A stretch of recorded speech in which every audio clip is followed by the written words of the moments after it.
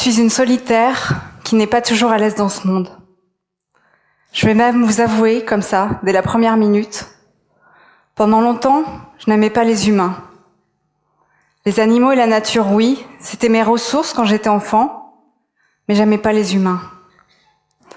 Vers l'âge de 4 ans, ce que j'observais, quand j'étais avec les autres enfants, c'était du rejet, de l'humiliation, de la compétition.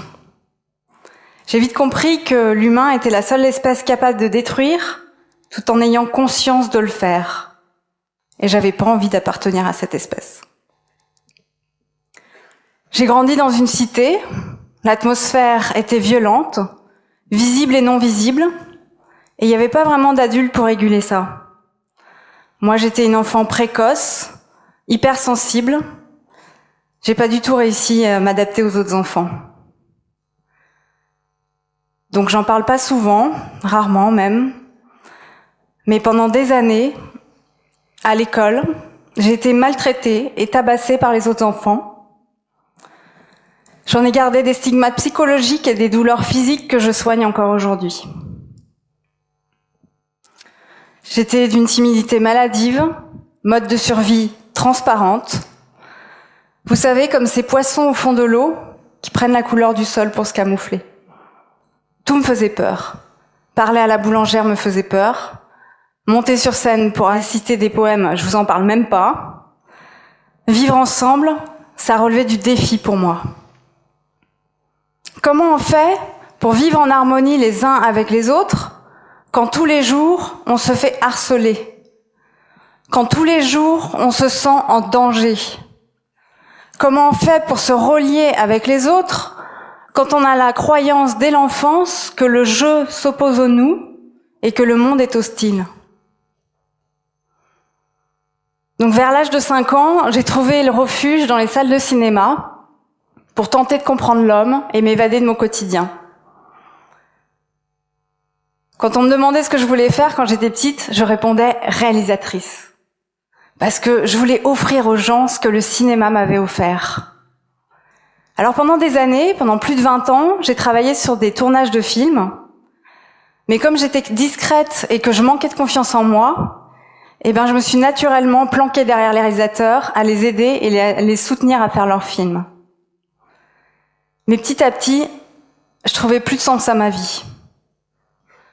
Et un jour, je me suis réveillée et je me suis dit, il faut que j'arrête de vivre ma vie à moitié. Mais pour ça, j'ai eu besoin d'arrêter de suivre le chemin guidé par mes peurs. Quand je les ai regardées en face, ces peurs, je me suis rendu compte qu'elles diminuaient d'elles-mêmes. Pour devenir réalisatrice, j'ai donc affronté ma peur d'être visible, donc de manière totalement inconsciente, potentiellement en danger. Je pense qu'on ne peut pas vraiment vivre ensemble si on ne se permet pas d'être authentique et d'être soi. Je pense que pour être authentique, il faut accepter toutes les parties de soi, même les plus honteuses. Alors, quand je suis devenue réalisatrice, j'ai pris par ma main ma vulnérabilité pour me mettre en avant, surtout quand j'ai eu besoin de diriger toute une équipe, parfois 30 ou 40 personnes. Pour ça, j'ai utilisé la règle des 4 P. Vous la connaissez? J'avance en faisant le plus petit pas possible. Le premier pas, c'est le plus difficile parce que c'est le premier. Donc du coup, je place un objectif facile qui va me demander peu d'efforts. Je pense que tout a un sens dans la vie. C'est ce que je me suis rendu compte au fur et à mesure de mes expériences, avec le recul. En fait, j'avais observé le monde sans vraiment y participer pendant des années, mais c'est ce chemin qui m'a amené à faire ce que j'aime vraiment, c'est-à-dire m'exprimer à travers des films. Et puis c'est cette enfance qui m'a donné la niaque de faire face aux aléas de ce métier. C'est au fur et à mesure de la réalisation de mes films que je me suis rendu compte qu'ils avaient tous un point commun. Je m'interroge sur notre place dans la société, je tente d'illustrer comment trouver un sens à sa vie, comment être libre et responsable, comment sortir du conditionnement, qu'il vienne de soi ou de l'extérieur. Donc en fait, comment vivre en soi pour pouvoir vivre ensemble.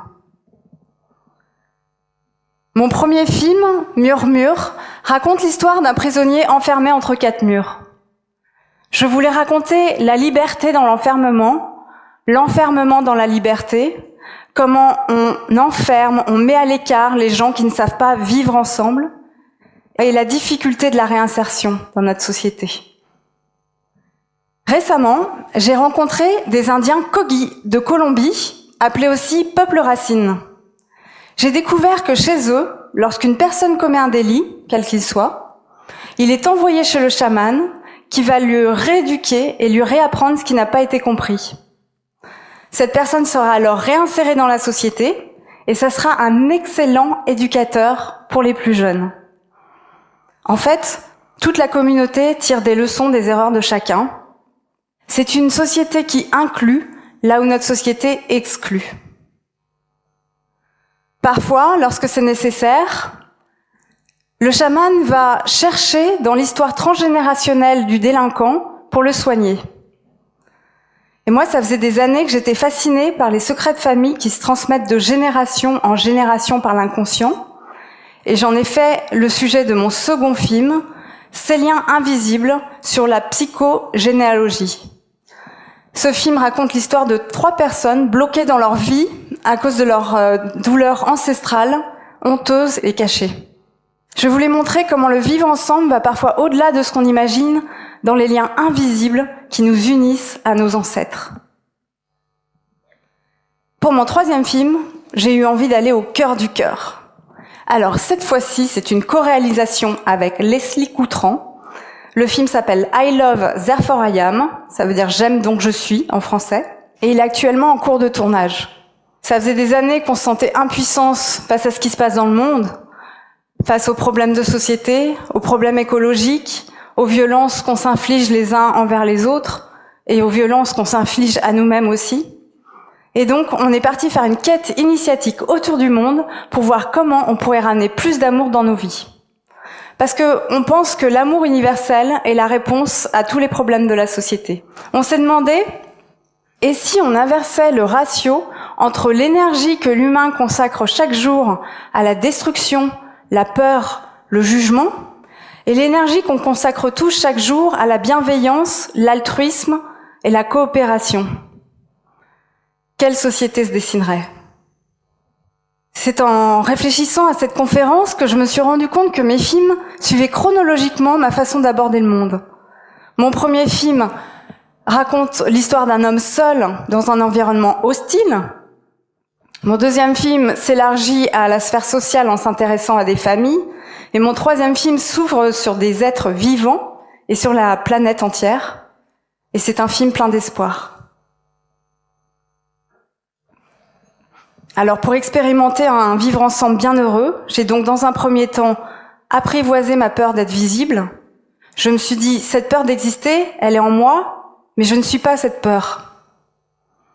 Devenir réalisatrice a donné un sens à ma vie, et avoir un sens à ma vie m'a aidé à m'ouvrir aux autres. Bon, tout ça c'est work in progress. L'inverse est vrai aussi, c'est-à-dire que quand je m'ouvre aux autres, je me suis rendu compte que je me sentais mieux. En fait, c'est un cercle vertueux. J'ai souvent entendu des personnes me raconter que c'est leur rencontre avec un grand sage, un grand maître, qui leur a changé leur vie. Moi, j'ai pas de maître. Depuis que je suis petite, je me dis que chaque être vivant que je rencontre peut me donner une leçon et peut être un maître pour moi. Alors, ce qui a en partie changé ma vie, c'est ma rencontre avec un chien. Pendant des années, je marchais dans la rue en regardant le sol, un casque vissé sur les oreilles, la musique me coupant du monde. Vous savez, comme ces enfants qui pensent que s'ils ne vous voient pas, vous ne les voyez pas non plus. À chaque fois que je levais les yeux, je voyais des regards hostiles et fermés. Eh bien, avec ce chien, j'ai fait l'expérience de gens qui traversent la rue pour venir me voir. Et dans les transports, on me dit « au revoir et bonne journée ». Ce chien m'a fait réintégrer la facette accueillante de la vie et de l'humain sur une base quotidienne. Il ne se passe plus un jour sans que je rencontre des personnes souriantes et avenantes. Cette douceur s'est diffusée petit à petit dans mes veines jusqu'à en changer ma croyance initiale. Ma timidité s'envole chaque jour un peu plus, et plus jamais je ne marche dans la rue en regardant le sol, parce que je me tiens disponible pour un sourire. Vous savez que sourire libère des endorphines, qui est la molécule du bonheur. Quand quelqu'un vient vers moi en me souriant, ça me donne envie de faire un acte bienveillant à mon tour, et c'est toute une chaîne qui se construit. J'ai compris que le regard des autres, qu'il soit hostile ou bienveillant, ça ne me définit pas. Il y a des enfants partout dans le monde qui, comme moi, ont démarré leur vie sur un faux départ, mais une fois adulte, on est l'unique responsable de sa vie. La vie n'est ni rose ni noire, elle est ce sur quoi je porte mon attention. Ce qui m'a permis aussi de me sentir vivante, c'est d'agir. D'agir pour moi, pour les autres, pour le monde. Les jours où je me sens pas bien avec moi-même, je fais l'effort de m'ouvrir aux autres et d'agir avec bienveillance, et ça change le vivre ensemble, et donc la manière dont moi je vis avec moi-même. Chaque jour, je m'engage à me connecter à l'amour, parce que ça s'entretient, cette chose-là. Je ne fais plus d'achats rien que pour moi. J'essaye de voir quel en sera l'impact dans la communauté du monde, c'est-à-dire les hommes, les animaux, les plantes, l'environnement.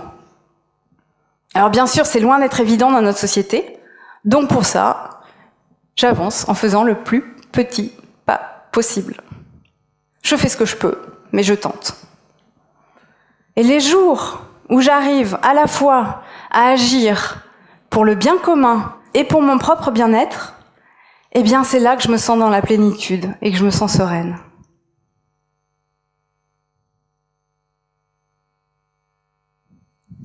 Des scientifiques expliquent que l'individualisme évolue dans les sociétés d'abondance et sécurisantes. Lorsqu'il y a des difficultés, quelles qu'elles soient, les êtres apprennent à se rassembler et s'entraident. J'ai pu constater ça dans des peuples avec qui j'ai vécu, qui vivent dans la pauvreté ou dans un milieu hostile, mais qui pourtant sont heureux parce que leur vivre ensemble est basé sur l'altruisme et la coopération. Les peuples racines se déplacent en ce moment pour venir parler aux petits frères occidentaux, parce qu'il y a urgence. Nous ne devons pas attendre de vivre des événements de plus en plus difficiles pour apprendre à nous relier avec bienveillance. Est-ce que vous avez déjà pensé à ce qui se passerait dans le monde si là, dès ce soir, chacun d'entre nous, on se couchait en se demandant « Ai-je apporté de l'amour à quelqu'un aujourd'hui ? De qui ai-je reçu de l'amour aujourd'hui ? Et si cette personne, ça n'est de personne aujourd'hui, au moins, est-ce de moi-même ? Comme vous le savez, l'un des poisons de ce monde, c'est l'ignorance. Alors, quand on aura fini le film I Love Therefore I Am, nous allons faire une version pour enfants qui sera diffusée dans les écoles avec des ateliers encadrés par des professionnels. Parce que l'amour, c'est inné, mais surtout, ça s'apprend. Se plaindre demande moins d'énergie qu'être dans l'ouverture. Alors, l'amour, c'est une décision quotidienne. J'imagine le même type d'école que j'ai connu, avec des enfants de toute origine, mais ils seraient éduqués dès la petite enfance aux valeurs de tolérance, de solidarité, d'amour de soi, au même titre que les maths. Je pense que ça serait une source de richesse incroyable pour le monde de demain. C'est parce qu'on se croit séparés les uns des autres qu'on vit dans le jugement, la peur, la compétition. Mais l'amour, c'est le rappel à l'unité. Aujourd'hui, on vit sur le mode « je pense, donc je suis » de Descartes. Avec Leslie, nous avons proposé « I love, therefore I am »,« j'aime, donc je suis ». Les Indiens Kogi, eux, proposent « tu es, donc je suis ». Merci.